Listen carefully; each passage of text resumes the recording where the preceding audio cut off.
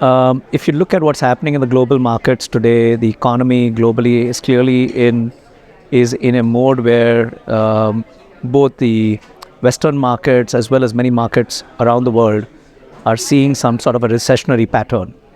But as compared to that, India is actually in a very different position, where India is today the largest fast-growing economy in the world. And a big part of that has been all the, I would say, reforms plus the very large, aspirational entrepreneurial base that we have in this country. And Everstone is really focused on leveraging of that aspirational entrepreneurial base to invest in building businesses and growing them rapidly across both private equity as well as the larger investment landscape. So I think one of our biggest trends, I would say, is really in the area of digitization. The second big trend is in the area of sustainability, and the third big trend is in the area of manufacturing. All these three trends, in my view, offer massive opportunity for India to become a key market for both domestic as well as global players, as well as a key base for global markets to procure from and buy goods and services from India. And we are leveraging this through 3 or 4 different ways. One is that we have significant interest in the IT services space. Second is in the area of life sciences and pharmaceutical and healthcare, which is both supporting Indian demand as well as global demand. The third is in the area of the whole digitization, where we are today building data centers and building cloud solutions for the digitization which is taking place in India. And finally, in the sustainability place, where I personally have been now spending a lot of time, is driving climate impact through a large investment program that we have started over the last 5 years. So our climate strategy, actually, we took off about 5 years ago, and it was really at the point in time where the world was looking to find solutions around global warming. In 2020, we were faced with the pandemic risk, which was the number one risk in the world. But very quickly in 2021, climate got defined as the number one risk in the world. But as an investor, every risk also on the flip side has an opportunity. For us, the opportunity was that India, as a growing economy, would require significant amount of energy production.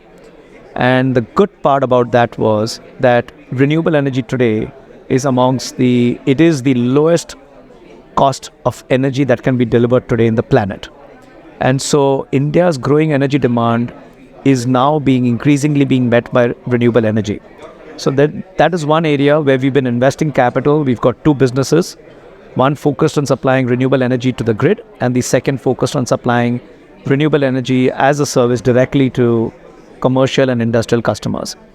The second big opportunity is really around electrification of transportation.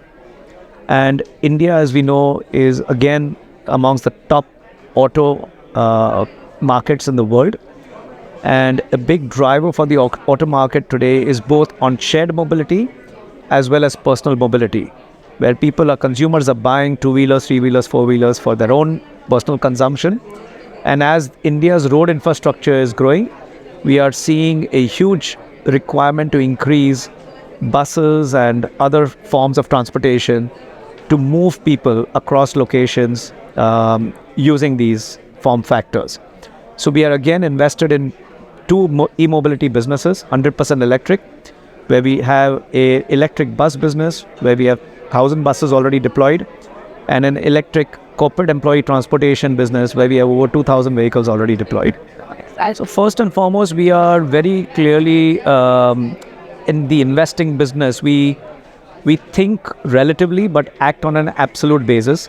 So we like to think globally what's happening across market, across sectors, and therefore applying that understanding and knowledge when we look to basically invest in any particular market. Once we do invest, we would like to act local, because at the end of the day, how do you basically create a value proposition for the customers in those markets is extremely important. So our view always has been, as an investor, is one, we want to be a operator and owner of businesses.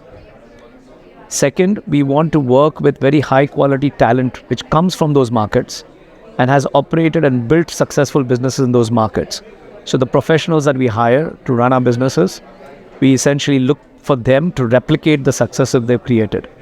And that replication of success would be largely around how they have built businesses in the past and what kind of capabilities they bring to the business we are looking to grow as we look to scale them up.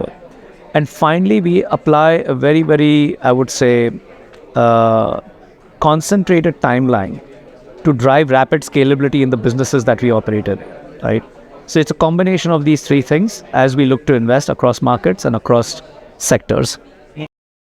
For more updates from CXO TV, please like and subscribe to our channel.